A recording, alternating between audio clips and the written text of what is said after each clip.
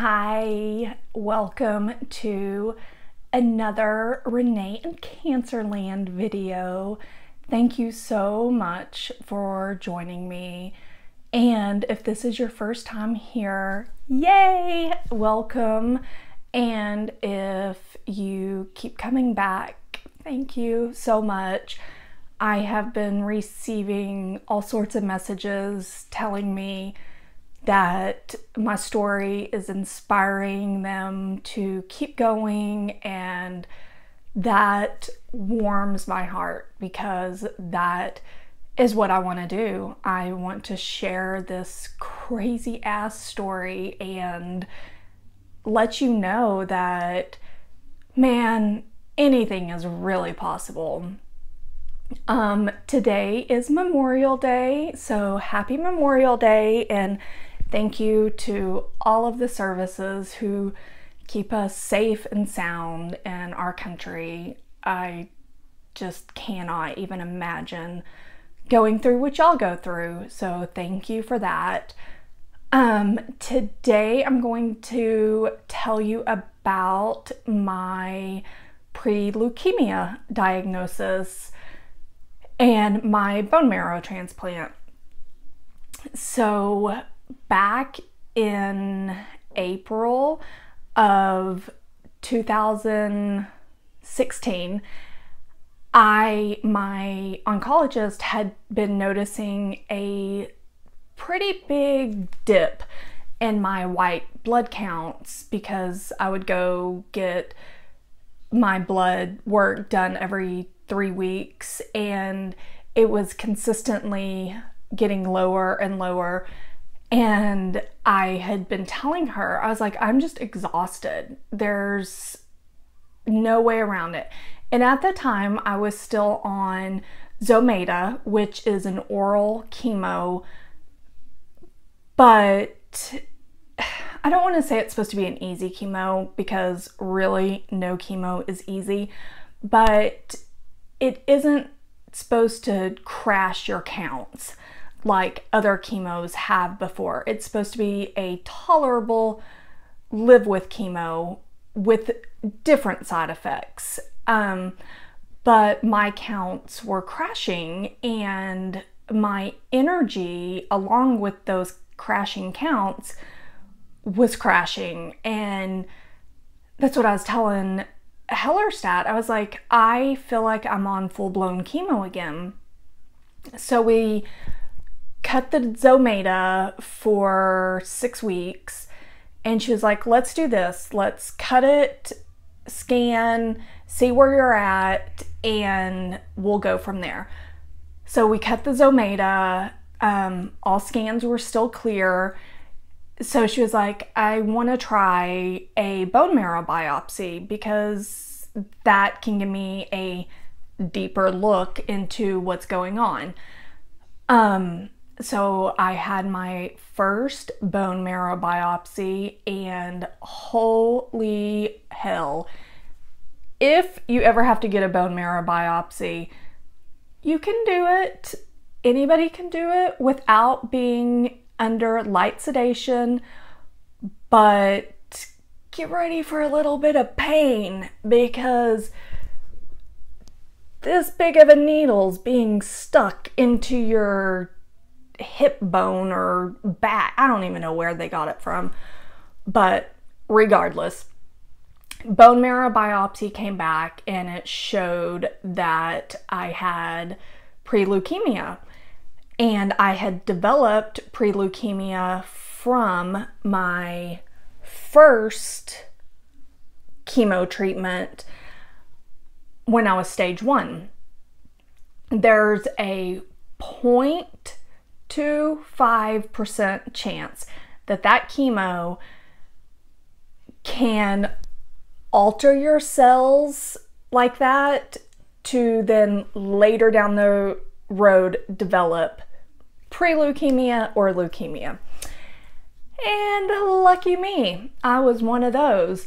So it was a big, like, what are we gonna do? Because can she do both the pre-leukemia treatment and breast cancer treatment. So my awesome doctor, of course, she found somebody willing, a bone marrow doctor, willing to say, yeah, I'll take her on as a patient.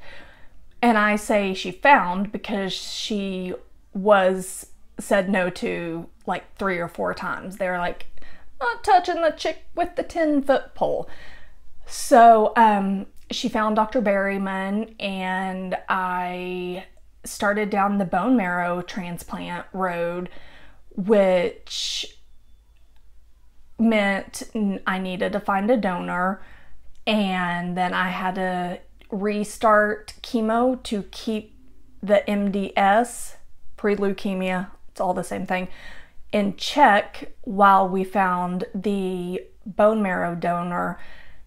And guys, they found Be the Match is who we went through, and they had me a bone marrow donor within 6 months of being diagnosed, which is a complete blessing, because man, some people don't find donors that work, or I mean, it's just, it sucks.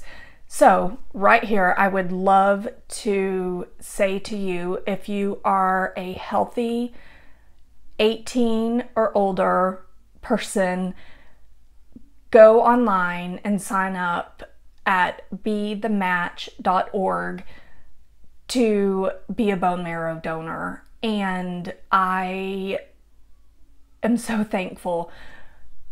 They really need males. Like, their demographic that they really need is 22 to 28-year-old males, because I don't know, their bone marrow seems to work well with most bone marrows. Off the point. So once we had found my donor, it was like, okay, full steam ahead. So my donor had to get himself prepped for 2 weeks leading up to the bone marrow extraction from him. And then, in which, no, you do not have to like lay on a bed and get a big piece of bone taken out of you. I did think that before I was educated. It's just, you sit there and it's kind of like dialysis. You sit in a chair, you have a pump on one side and it runs your blood through another side, taking out the stuff it needs. Science is amazing. And so then I went into the hospital in October 21st, started my 4 days of intense chemo. Like, whew, that was rough. And then I received my new bone marrow on October 30th. And here I am today, which my latest test said I am 100% male DNA, which means my donor's bone marrow has taken over my body. So in theory, it's, if the breast cancer ever showed up again, his cells, which are in my body, would recognize it as foreign cells and blow them up, which is what bodies are supposed to do. I don't want to act like my bone marrow recovery process was no big deal, because it was a huge, hard, tiring ordeal, which I will tell you all about next week. But I am just really asking you all to sign up to be a donor, look into it, and if you have been diagnosed with MDS, pre-leukemia, or any other blood cancer disorder, I want you to hear this story to give you hope that I believe crazy great things are here to come for all of us. And yeah, that's that half of the story. So again, I hope you all have a fabulous Memorial Day. And next week, or no, not next week, Wednesday, I am going to start reading my book, Renee in Cancerland, again on audio, which will be on YouTube, but it won't have my face on it. It'll just be a picture of while I'm reading, because watching somebody read is kind of boring. But anywho, I hope y'all have a fabulous weekend, and I will see you on Wednesday, and then I will see y'all next week.